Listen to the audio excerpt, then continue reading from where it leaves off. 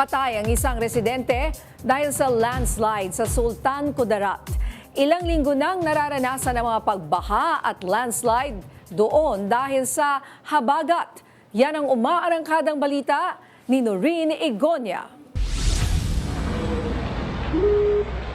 Natagpuan na ang bangkay ng isang lalaki na kinilalang si Dondon Tamba na natabunan ng gumuhong lupa nitong Biyernes, Hulyo 24 sa Sitio Limonzo, Barangay Datalblao, Columbio, Sultan Kudarat. Narecover ang kanyang bangkay kahapon, Hulyo 27, matapos ang 3 araw na retrieval operations. Mula pa nitong isang linggo hanggang ngayon ay nakaranas ng malakas na pag-ulan ang probinsya ng Sultan Kudarat, dala ng habagat kaya nagkaroon ng baha at landslide. Sa bayan ng Columbio, nasa 100 pamilyang inilikas ng lokal na pamahalaan gabi nitong Lunes dahil sa malawakang pagbaha lalo na sa barangay poblasyon. Gumuho naman ang bahagi ng kalsada sa kilometer 14 barangay Poloy-Poloy, bayan ng Lebak, dahilan kaya hindi ito madaanan ng mga motorista. Hindi naman makatawid ang mga residente ito sa barangay Sisiman, bayan ng Lutayan, matapos umapaw ang baha sa kalsada. Habang sa barangay Plavilla, 2 bahay ang tinangay ng baha. Pinalikas na rin ang mga residente sa lugar. Sa bayan naman ng Palimbang, sinikap ng mga residente nga makatawid sa rumaragasang baha upang makarating sa kanilang pupuntahan. Nitong Biyernes, dahil din sa malawakang pagbaha,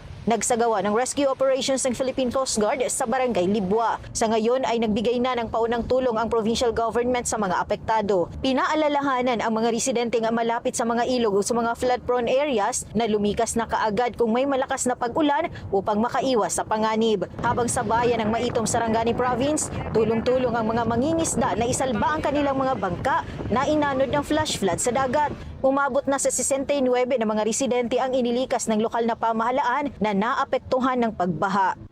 Hatid na po namin siya pabalik sa mga tahanan. Kay pagtaas sa ilog, mahadlok sila.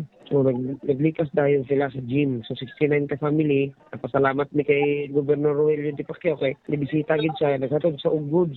Naghatod sa og mga package nga kasi SWD kompleto kaayo no, may habol, may banig, pagkaon, food pack. Mula dito sa Davao, Noreen Igonia ng PRTV News, nagseserbisyo para sa Pilipino.